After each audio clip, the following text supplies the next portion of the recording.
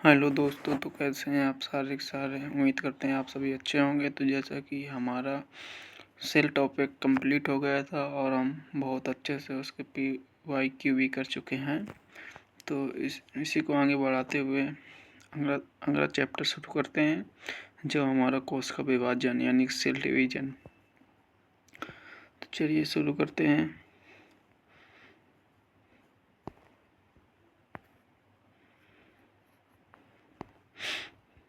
कोष का विभाजन। एक मृत कोशिका विभाजन एक मृत कोशिका विभाजित होकर दो पुत्री कोशिकाओं का निर्माण करती है। इस क्रिया को कोशिका विभाजन कहते हैं। कोशिका विभाजन को सर्वप्रथम 1865 में बिरचाओ ने देखा था। कोशिका विभाजन को सर्वप्रथम आगे देखते हैं इसके। कोशिका विभाजन 3 प्रकार से होता है। पहला है आसूत्री विभाजन, जिसको एमिटोसिस डिवीजन कहते हैं। दूसरा है समसूत्री विभाजन और तीसरा है अर्धसूत्री विभाजन। एक आसूत्री होता है, एक समसूत्री होता है और तीसरा होता है अर्धसूत्री विभाजन। ठीक है दोस्तों, चलो एक एक करके शुरू करते हैं। तो चलो पहले पढ़ते हैं आसूत्री विभाजन। यह विभाजन जीवाणु, नील हरित शैवाल, कुछ प्रोटोजोआ, विषाणु इत्यादि में होता है। इस क्रिया में केंद्रक में संकुचन होता है, जिसके फलस्वरूप दो पुत्री कोशिका का निर्माण होता है। इसके साथ साथ कोशिका द्रव में भी विभाजन होता है। इस प्रकार एक मृत कोशिका से दो पुत्री कोशिकाओं का निर्माण होता है। ठीक है दोस्तों, इस तरह अगले देखते हैं समसूत्री विभाजन, मीटोसिस डिवीजन। समसूत्री विभाजन की खोज वाल्टर फ्लेमिंग ने 1869 में की थी। यह विभाजन कई कोशिकाओं में होता है। यह विभाजन कई कोशिकाओं में होता है, जिसके फलस्वरूप एक मृत कोशिका से दो पुत्री कोशिकाओं का निर्माण होता है। प्रत्येक पुत्री कोशिका में गुणसूत्रों यानी क्रोमोसोम्स की संख्या मृत कोशिका में उपस्थित गुणसूत्रों की संख्या के बराबर होती है। समसूत्री मतलब बराबर होती है। इसके आगे देखते हैं समसूत्री विभाजन को 2 भागों में बांटा गया है। एक केंद्र विभाजन और दूसरा है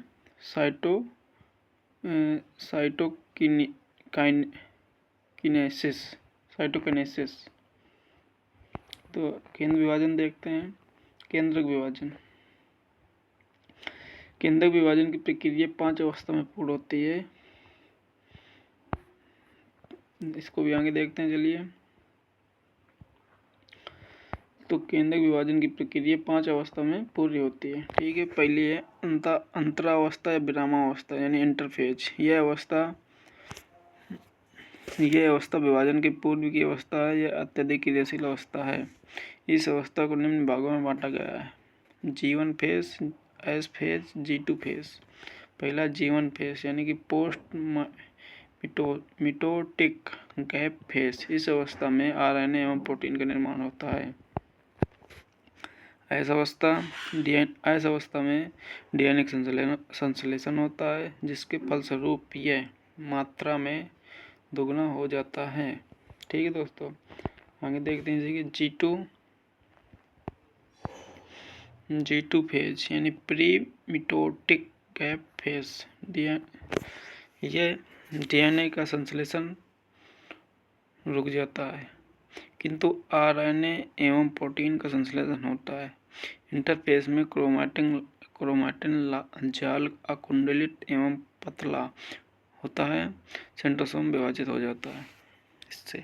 ठीक है दोस्तों, आगे देखते हैं। दूसरा है हमारा प्रोफेज यानी कि कोशिका के वास्तविक विभाजन की शुरुआत प्रोफेज से ही होती है। इसमें क्रोमैटिन जाल छोटे एवं मोटे होकर गुणसूत्र बनाते हैं। क्रोमोसोम 2 अर्ध भागों में बट जाता है।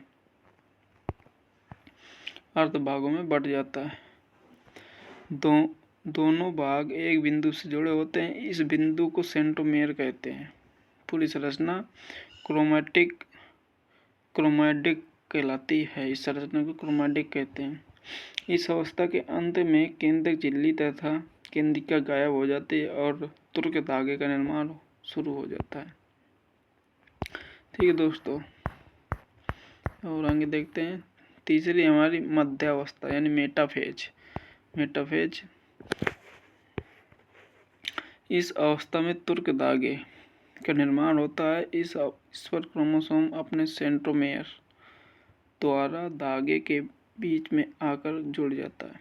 इस विभाजन में 2 से 10 मिनट का समय लग जाता है। मध्यावस्था यानी मेटाफेज अवस्था में 2 से 10 मिनट का समय लग जाता है।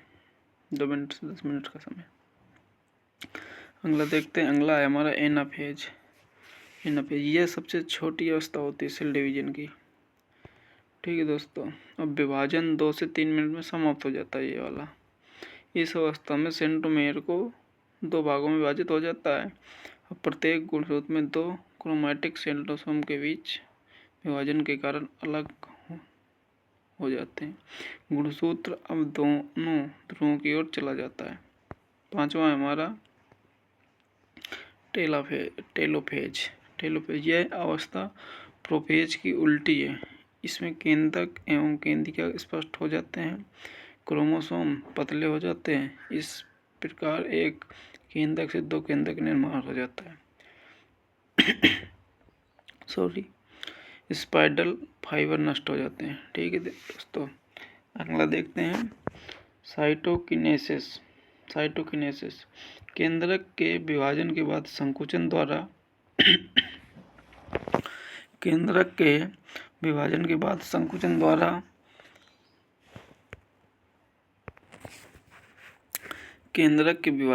संकुचन द्वारा कोशिका का विभाजन हो जाता है। इस प्रकार एक मृत कोशिका से 2 पुत्री कोशिका का निर्माण होता है। पौधे में साइटोकिनेसिस की क्रिया सेल प्लेट द्वारा होती है। समसूत्री विभाजन का महत्व देखते हैं। जीवों में वृद्धि एवं विकास होता है। इस विभाजन के द्वारा शरीर की मरम्मत होती है तथा घाव बढ़ता है। ठीक है दोस्तों, आगे देखते हैं। तीसरा है हमारा अर्धसूत्री विभाजन। पहला हमने पढ़ा था असूत्री विभाजन, दूसरा पढ़ा था समसूत्री विभाजन। अब तीसरा है हमारा अर्धसूत्री विभाजन। अर्धसूत्री विभाजन में देखते हैं क्या होता है। अर्धसूत्री विभाजन को न्यूनकारी विभाजन भी कहते हैं, यानी रिडक्शन डिवीजन भी कहते हैं। अर्धसूत्री विभाजन सदैव द्विगुणित कोशिका में ही होता है। फार्मर एवं मूरे ने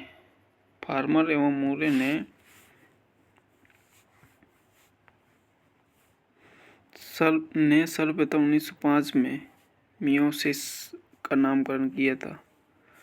इसमें केंद्रक व कोशिका द्रव के 2 बार विभाजन सम्मिलित हैं।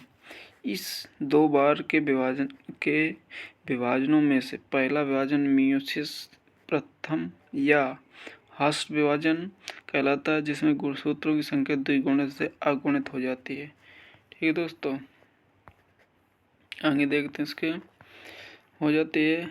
और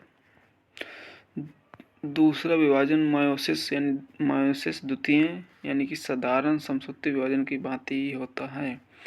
इसमें गुणसूत्र के अर्ध गुणसूत्रों यानी क्रेमैटिड्स का बंटवारा होता है, अतः इसे विभाजन भी कहते हैं, समविभाजन भी कहते हैं। मियोसिस के अंत में 4 अगुणित कोशिकाएं बनती हैं। ठीक है दोस्तों, मियोसिस के अंत में 4 अगुणित कोशिकाएं बनती हैं। आगे देखते हैं। यह विभाजन केवल लिंगी जनन यानी सेक्सुअल रिप्रोडक्शन करने वालों जीवों में होता है। इसमें केंद्रक व कोशिका द्रव के 2 बार विभाजन सम्मिलित हैं। पुत्री कोशिका में गुणसूत्रों की संख्या मात्र कोशिका में उपस्थित गुणसूत्रों की संख्या की आधी हो जाती है। इसमें अर्धसूत्री मतलब आधी हो जाती है। इसमें विभाजन की क्रिया 2 बार होती है। जिसके फलस्वरूप चाल पुत्री कोशिकाओं का निर्माण होता है। ठीक है दोस्तों, आगे देखते हैं। मियोसिस प्रथम में गुणसूत्रों का ह्रास होता है। इस विभाजन की प्रमुख निम्नलिखित व्यवस्थाएं होती हैं। पहला है मियोसिस फर्स्ट। मियोसिस फर्स्ट में होता है prophase first, metaphase first, anaphase first, telophase first. Prophase first, prophase जो निम्न उप अवस्था में बांटा गया है। इसके अंदर लिप्टोटीन। इस अवस्था में क्रोमैटिन जाल कुंडलित एवं लंबे होते हैं, क्रोमोसोम धागे के रूप में दिखाई देते हैं। ठीक है दोस्तों, हाँ तो आगे देखते हैं इसके। इसमें क्रोमैटिड विभाजित नहीं होता। आगे जाइगोटिन। इस अवस्था में समजात गुणसूत्र के जोड़े में विस्तृत होते हैं, जिन्हें विवालेंट कहते हैं। पैकिटीन इसमें गुणसूत्र छोटे और मोटे हो जाते हैं। प्रत्येक समजात गुणसूत्र के क्रोमैटिड अलग अलग दिखाई देते हैं, जिसे चतुष्क कहते हैं। इसके आगे देखते हैं। इस अवस्था में क्रॉसिंग ओवर की घटना होती है। इस घटना के कारण जीवों का विनिमय होता है। डिप्लोटीन समजात गुणसूत्रों के बीच प्रतिकर्षण उत्पन्न होता है, जिसके फलस्वरूप ये अलग अलग होने लगते हैं, किंतु कुछ बिंदुओं पर आपस में जुड़े होते हैं। इस बिंदु को काइज़मा कहते हैं। इस बिंदु पर क्रोमैटिड के खंडों के बीच अदला बदली होती है। इस प्रक्रिया को क्रॉसिंग ओवर कहते हैं। ठीक है दोस्तों, क्रॉसिंग ओवर के कारण ही संतान माता पिता से कुछ भिन्न होते हैं। क्रॉसिंग ओवर के कारण ही संतान यानी बच्चे अपने माता पिता से कुछ अलग होते हैं, यानी कि सेम नहीं होते हैं। आगे डायकाइनेसिस। इस अवस्था में समजात गुणसूत्र अलग अलग हो जाते हैं। केंद्रक तथा केंद्रिका गायब हो जाते हैं। तरकु तंतु स्पाइंडल फाइबर का निर्माण हो जाता है। नोट, यानी कि हमारा एक अच्छा क्वेश्चन बन सकता है। सहचर कोशिका में परिपक्वता के समय केंद्रक का लोप नहीं होता है। यह आंसर एग्जाम्पल है जो कि इम्पोर्टेंट है। मेटाफेज फर्स्ट, यानी हमारा प्रोफेज फर्स्ट हो गया, मेटाफेज फर्स्ट।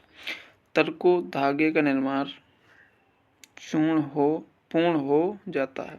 द्विसंयोजन तरकु तंतु यानी वायलेंट स्पाइडल फाइबर मध्य में सेंट्रोमेयर द्वारा जुड़ जाता है। अगला है एनाफेज फर्स्ट। प्रत्येक बाइलेंट में एक गुणसूत्र एक ध्रुव की ओर तथा दूसरा गुणसूत्र दूसरे ध्रुव की ओर खिंच जाता है। इसमें सेंट्रोमेयर का विभाजन नहीं हो पाता है। इस प्रकार कुल गुणसूत्र में आधा गुणसूत्र एक ध्रुव की ओर तथा आधा गुणसूत्र दूसरे ध्रुव की ओर चला जाता है। अगला है टेलोफेज फर्स्ट। टेलोफेज फर्स्ट में होता है कि दोनों ध्रुवों की ओर केंद्रक झिल्ली का निर्माण हो जाता है। इस प्रकार एक मात्र केंद्रक से दो पुत्री केंद्रक का निर्माण हो जाता है। आगे देखते हैं समसूत्री विभाजन और अर्धसूत्री विभाजन में अंतर। Difference between mitosis and meiosis. देखते हैं आगे क्या है इसमें। समसूत्री विभाजन और एक साइड लिखा है अर्धसूत्री विभाजन। देखते हैं समसूत्री विभाजन। पहला है ये विभाजन कायिक एवं दैहिक कोशिकाओं यानी सोमैटिक सेल में होता है। अर्धसूत्री विभाजन ये जनन कोशिकाओं में होती है। आगे दूसरा है इसके द्वारा दो कोशिकाएं बनती हैं। अर्धसूत्री विभाजन में 4 कोशिकाएं बनती हैं। समसूत्री विभाजन प्रत्येक नई कोशिका में क्रोमोसोम की संख्या समान रहती हैं। अर्धसूत्री विभाजन में होता है प्रत्येक इसमें नई कोशिकाओं में क्रोमोसोम की संख्या आधी रह जाती है, क्योंकि यह अर्धसूत्री है, समसूत्री है तो इसमें समान रहती है। आगे पूर्वावस्था जल्द समाप्त हो जाती है। इसमें पूर्वावस्था कई उप अवस्थाओं में बटे रहने के कारण देर में समाप्त होती है। इसके द्वारा आनुवंशिक भिन्नता नहीं होती। समसूत्री विभाजन में, अर्धसूत्री विभाजन में इसमें इसके द्वारा आनुवंशिक भिन्नता होती है। समसूत्री विभाजन में केंद्रक और कोशिका द्रव एक बार विभाजित होते हैं, जबकि अर्धसूत्री विभाजन में 2 बार विभाजित होते हैं। दोनों दो बार विभाजित होते हैं। आगे देखते हैं इसके मियोसिस सेकेंड। केंद्रक के विभाजन के साथ साथ कोशिका द्रव का भी विभाजन हो जाता है। इस प्रकार 2 पुत्री कोशिकाओं का निर्माण हो जाता है। इसके बाद इन दोनों कोशिकाओं में पुनः विभाजन शुरू हो जाता है। ठीक है, इस विभाजन को मियोसिस सेकेंड कहते हैं। ये विभाजन मीटोसिस जैसा ही होता है। इसमें निम्न अवस्थाएं होती हैं: prophase second, metaphase second, anaphase second और टेलोफेज सेकेंड। ठीक है दोस्तों, आगे देखते हैं इसके। ये हमारा फिगर बना है, इसमें सिस्टम क्रोमैटिन की जोड़ी, इनको अच्छी तत्व कहते हैं। इनकी जोड़ी, इसको प्रीमेटिक का अंत है, लेप्टोटीनिया जाइकोटीनिया। देख लीजिए आगे। अब इसके आगे देखते हैं इसके प्रकार। प्रोफेज सेकेंड, केंद्रक झिल्ली एवं केंद्रिका गायब हो जाते हैं। इसमें क्रोमैटिक सिकुड़कर छोटे और मोटे होने लगते हैं। तर्कु धागे का निर्माण शंकु शुरू हो जाता है और एक एक सेंट्रॉयल दोनों ध्रुवों पर चला जाता है। मेटाफेज सेकेंड, तर्कु धागे का निर्माण पूर्ण हो जाता है। क्रोमोसोम सेंट्रोमेर द्वारा स्पाइडर फाइबर के बीच में जुड़ जाता है। एनाफेज सेकेंड, सेंट्रोमेर का विभाजन हो जाता है, जिसके फलस्वरूप क्रोमोसोम के दोनों क्रोमैटिक एक दूसरे से अलग हो जाते हैं तथा दोनों ध्रुवों की ओर एक एक चले जाते हैं। कोशिका में संकुचन शुरू हो जाता है इसी में, एनाफेज सेकेंड में। टेलोफेज सेकेंड, दोनों ध्रुवों की ओर केंद्रक झिल्ली का निर्माण हो जाता है। केंद्रिका का निर्माण भी हो जाता है इसी में। केंद्रक के विभाजन के बाद कोशिका द्रव भी विभाजित हो जाता है। इस प्रकार एक मात्र कोशिका से 4 पुत्रियों का निर्माण हो जाता है। गुणसूत्रों की संख्या मात्र कोशिका में उपस्थित क्रोमोसोम की संख्या की आधी होती है। ठीक है दोस्तों, इसके आगे देखते हैं और थोड़ा सा बचा अपना चैप्टर। ये वाला चैप्टर आज ही कंप्लीट हो जाएगा एक ही क्लास में। अब हमारा चैप्टर हो गया कंप्लीट। परीक्षा की दृष्टि से जो कुछ इम्पोर्टेंट क्वेश्चन है। समसूत्री विभाजन की खोज किसने की थी? तो ये की थी वाल्टर फ्लेमिंग ने। ठीक है दोस्तों, अर्धसूत्री विभाजन पाया जाता है प्रोकैरियोटिक कोशिकाओं में। डीएनए एवं हिस्टोन प्रोटीन कोशिका चक्र की प्रक्रिया किस अवस्था में होती है? तो एस अवस्था में। कैंसर किस कारण से होता है? समसूत्री विभाजन को नियंत्रित करने वाली प्रक्रिया बंद हो जाने के कारण होता है कैंसर हमको। ठीक है दोस्तों, शरीर में घावों का बनना किस प्रकार की कोशिका का विभाजन परिणाम है? ये समसूत्री विभाजन का। आगे देखते हैं, जाइगोट में किस प्रकार का विभाजन कोशिका विभाजन होता है? तो ये होता है अर्धसूत्री विभाजन। अर्धसूत्री विभाजन की खोज किसने की थी? बीजमैन टेलोफेज सेकेंड ने। मियोसिस सेकेंड में किसका पृथक्करण होता है? तो अर्ध गुणसूत्रों का विनिमय किस अवस्था में होता है? तो ये पैचिटिन। गुणसूत्रों की संख्या घटकर आधी किस अवस्था में रह जाती है? तो ये हमारा किस अवस्था में रह जाती है?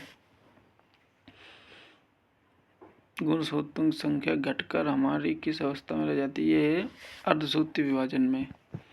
ठीक है दोस्तों, आज के लिए इतना रखते हैं। इसके PYQ अगली क्लास में करेंगे।